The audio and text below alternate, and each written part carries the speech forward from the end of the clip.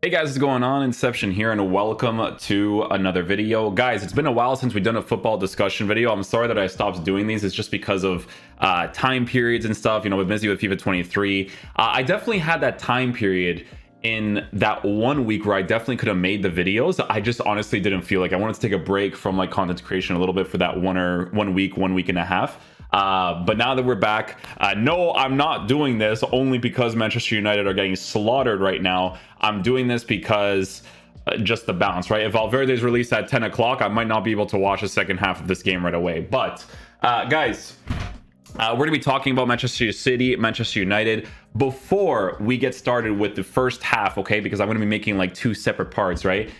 I want to mention, okay, that Manchester United, before this game, right, because everyone always looks at stuff in hindsight, before this game, they have done significantly better than what I mentioned in the last video that I said, okay? Certain things happened after that video was made that was done really well, right? They ended up signing a right wing, or in Manchester United's case, a right attacking mid, right? They play 4-2-3-1, but it's still a right wing. It's in real life football, that's how it works, right?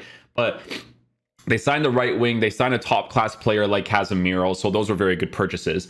During that time period, I thought that because of the way that they were getting linked to players like Rabiot and Arnautovic, I was like, well, it's chalked. You know what I'm saying? Like, it really is chalked. But they ended up doing really well in the transfer market. The one thing that I will say, okay, that I was very, very impressed with has been the transformation of Eriksen at CDM position. I will take back what I said in that last video about playing Eriksen in that position. Because here's the thing, guys, okay? When it was during that transfer period of time, right? I was saying, oh, since you guys are horrible at the transfer market, you're going to have to get someone like Pjanic, who, to be fair, is finished, but that's the type of players that they were signing during that time period, not these top class players afterwards, right? And the reason why I said that is because Erik ten Hag's playstyle requires that creative midfielder that's going to be able to both attack and defend for you. And to be fair, after a week or two, Eriksen has become that player. So I will take back about playing Eriksen in that double pivot position. He's been playing really, really well. You need a player like that in a system that Manchester United are playing. Very, very good stuff, okay? Is there anything else to mention when it comes to Manchester United? No, they've done some really good stuff. However, when it comes to this game right now, man, they are absolutely getting dominated, okay? Let's take a look at these lineups. We got Manchester City. Honestly, the balance in this team is absolutely ridiculous from top to bottom, okay? Top to bottom. This team is filled with the most competent players you will ever see in your life. Technically gifted players on the ball, off the ball. Like having players like Bernardo Silva and De Bruyne playing as your center mids. Cheat code, Foden. Dude, Grealish this year has been doing a great job. His hold-up play, his technical dribbling to get past players, setting up the play with Haaland, this combination play has been brilliant, okay? So far this half. And he's been very solid this year, to be fair. Like even that goal, what was it, against Wolves? I watched a little bit of that game.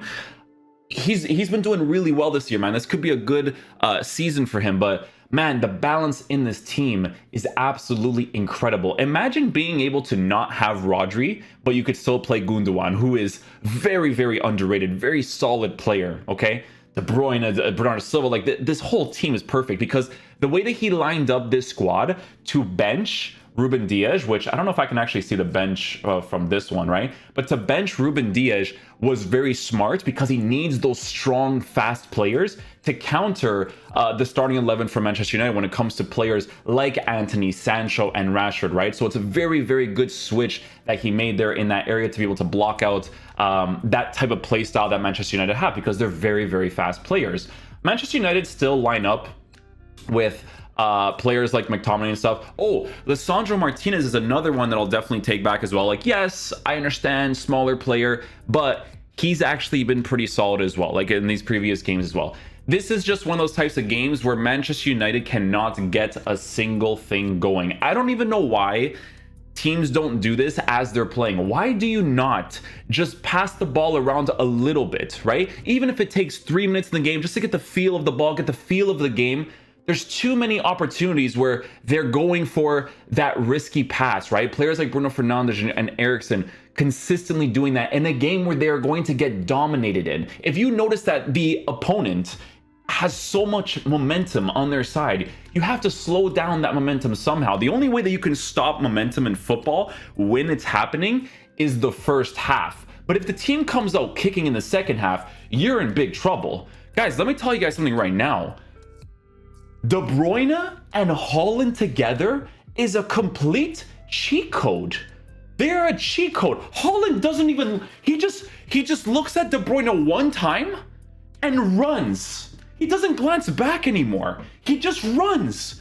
And dude, it's like Haaland can just hear the ball kicked and he doesn't have to ever watch the ball. He just knows that De Bruyne is gonna perfectly wait the pass for him. Brilliant goals from Haaland, man. Absolutely brilliant. De Bruyne's pass to Haaland on that second, was it the second opportunity? Wow. Incredible goal, okay? The first one I love, man. Beautiful build-up play. Jack Grealish hold-up play, laying it off to the side. I think it was the fullback that committed on the attack. Passed it off to Phil Foden. Absolutely brilliant finish. Lovely finish from Phil Foden. Loved it, okay? The pass with Kevin De Bruyne to Erling Haaland, the cross, what disgusting. And dude, you guys have to honestly understand how much of a robot Erling Haaland is for him to slide and get the ball from the bounce to finish the opportunity. That's like Ronaldo in his prime back in the day. Remember that video that he did where the lights were off and he was still able to tell where the ball was going to go to score? He's 38 now, so it's a little bit different, right? But in his prime, he was able to do that, you know? That's brilliant goal scoring ability. But that pass by De Bruyne to Erling Haaland, this combination might be, it could be, if we continue down the years, it might be the most deadly Premier League combination in the attack you will ever see in your life. These two together, it's like they're telepathic brothers. Like I don't know how to explain it. Brilliant stuff, okay? Phil Foden, man, what a player. I love this kid. Technically gifted, fast, passes the ball well, shoots the ball pretty well. Like, dude, that first goal that he scored, wow. Gets the running behind, playing in the right wing position. Beautiful pass. Bro, I'm looking at it right now on my TV, bro. Haaland, he makes the run and he doesn't look at De Bruyne. He looks at where the ball should be. De Bruyne is like, hey, bro, don't even worry about it. I got you, no problem. Oh my goodness. Guys, I'm so overhyped right now because I love with the deepest passion. In real life football, there are so many quote unquote garbage goals that can be scored. So many, right? But Man City, what a team to watch play football. What a team, man. This whole team is just filled with gifted players that from the defense to the attack. Wow. Bro, let me tell you guys something right now, man. What a signing Akanji is, eh? What a signing. This could be the second coming of Vincent Kompany over here. Strong, fast player. Oh, I love Akanji. Akanji's been fantastic. Absolutely fantastic. Kyle Walker got injured. He was replaced with Sergio Gomez. Look, this is a cheat code too. You want to hear another cheat code? Being able to play a player like João Cancelo in the left back position, and then your right back gets injured, but then you could put João Cancelo in your right back position and you could put a left back in that area. Disgusting, okay?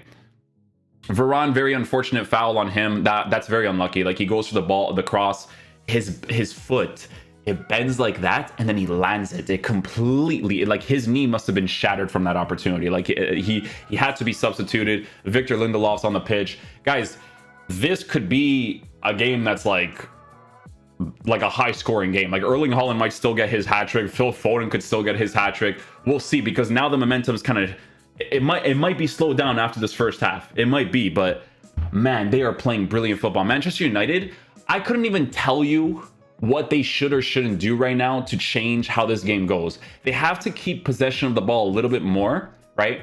And they have to utilize Eriksen's beautiful, creative attacking buildup, okay? Because the passes, they haven't been perfect, but the idea that this guy has to make those passes, that's what you have to look at mostly. So if any of those can be executed properly, amazing, okay? But everybody in the Manchester United squad has been completely shut off. They've been completely shut off. There hasn't been one player that's been like, oh, like this guy's been, they've just been off. I don't even know what subs they can make. Maybe they put Cristiano Ronaldo in the striker position. Maybe they put Casemiro in for McTominay just to get some game time and get familiar. Because guys, here's the thing about playing Casemiro, right? I'm not sure if he's on the bench because I haven't actually checked the bench for this team. Does it show over here? I don't know if it does. I have to see afterwards. But I'm telling you guys, like with Casemiro, it's kind of like a similar situation with Fabinho back in the day with Liverpool. Like, we didn't play Fabinho for like 2 months for him to kind of get familiar with the team. And then once he did, like obviously very, very solid player for Liverpool, right? But Casemiro might be in a similar situation, maybe like a month or so in, you know, maybe he starts playing a little bit more consistently because Casemiro is obviously a top class player. On his day, he's great on the ball, passes the ball well, and that's the play style that they need to have in that position. Because to be fair, McTominay's been a little bit weird this game too, but everybody has been, okay? Everybody has been. And McTominay has improved a lot from when I mentioned that video as well. It's just that this game, Manchester United are just off. They really are. McTominay has improved though from the previous games, I will admit. But I couldn't even tell you guys like what Manchester United could do right now because Man City have not put a foot wrong. The only thing that they've done wrong is that one Jack Grealish pass, and it amounted to nothing because Akanji's he's just there, ready. Brilliant game to watch. Can't wait to watch the second half. Okay, guys, so the match just finished up. Man, what a game of football, honestly. What a game of football. Man City, they kind of fell asleep there at the end a little bit. You know, Manchester United got some consolation goals. So, you know, losing by 3 goals isn't as bad because of obviously what happened in the first half. So if we take a look at a few things here and there, guys, when the halftime, when the second half commenced, he did end up taking off Malacia and then put on Luke Shaw instead. Right, and then Antony, obviously from individual brilliance, scores an absolutely incredible goal, right? These types of moments sometimes you need in football, especially when the momentum is completely against you, right? Anthony Martial for Marcus Rashford is a good switch. The reason why I think this was a good switch, not because of the fact that he scored the opportunities, but it was because Martial, before the injury, during the preseason, he was essentially the perfect type of striker for Ten Hag to have in his team to be able to build up the play and to score opportunities, right? Martial was actually doing a fantastic job at being able to utilize Ten Hag's 4-2-3-1 to the best of its ability. Casemiro was the guy that I mentioned in the first half that would probably be subbed on at some point, and then he was.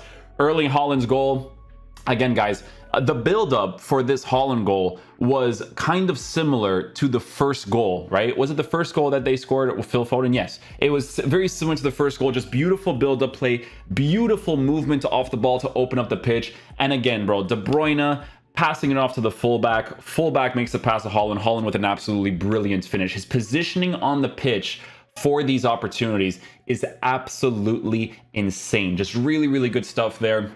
Loved watching it, to be honest with you guys. Then we went for a Fred switch. Honestly, the Fred switch for Jadon Sancho wasn't bad. Jadon Sancho had a pretty generic game for the most part. Didn't do anything too crazy, right? Not a bad switch there. But then obviously Phil Foden with another fantastic finish, okay? Like, this is just brilliant football again. Jack Grealish doing a good job to lay the ball off to Haaland. Haaland sees Phil Foden in an onside position.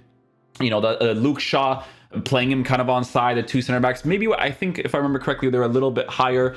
He scores the opportunity, but it's a brilliant finish. Again, he's not going for the bottom right. It's a near post finish. Even he thinks he's offside, and he still scores.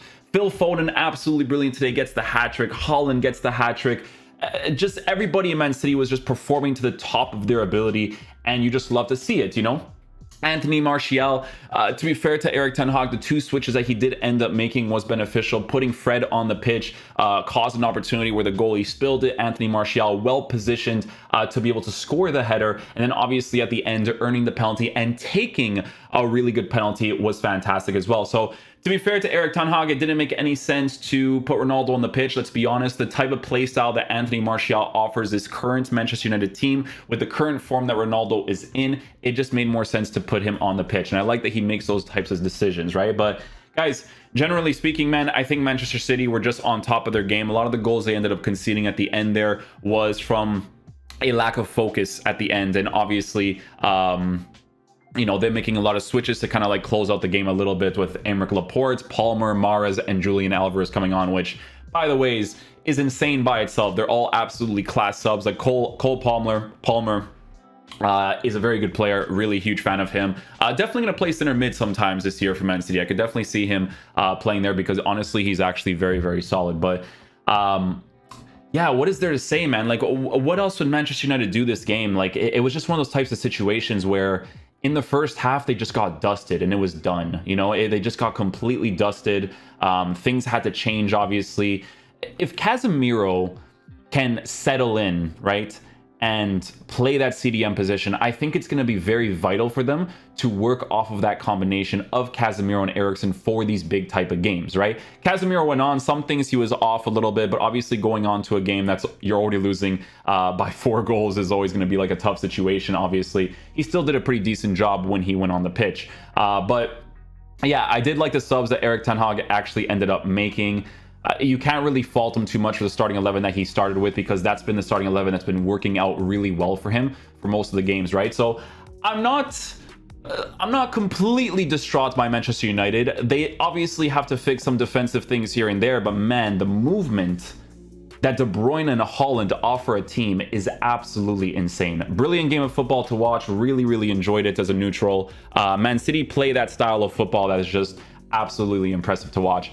I can't tweet about these games when it comes to real life football because I always mention to you guys that in a game like FIFA, you need that fine line between real life and FIFA, and some things that happen in real life you don't want in FIFA because it's not really a skill in FIFA because they don't have certain mechanics that make it work well for a video game. They're kind of like cheese goals to score, but in real life, these are class goals. Like if someone is scoring a header in real life, it's a class header. In FIFA, it's a random header unless it's like a very obvious cross. You guys get what I'm saying? Like, it's just two different things. That's why I don't like tweeting about these things, because I tweeted recently how I like the pace thing in FIFA, where you can have fast and slow types of players that could still catch up. But from obvious opportunities where you're through on goal, you obviously get the ball. So Twitter is just like a whole different dimension. I like to talk about these games with you guys because honestly, this was a fantastic game to watch. I really, really enjoyed it for the most part. But man, let me tell you guys, bro. This De Bruyne Haaland combination could be deadly this year. And you know what? Foden and Grealish, brilliant. Bernardo Silva, brilliant best. He was amazing today as usual. And just everybody was just on top of their game. Just an absolutely brilliant game to watch. Man City were really good.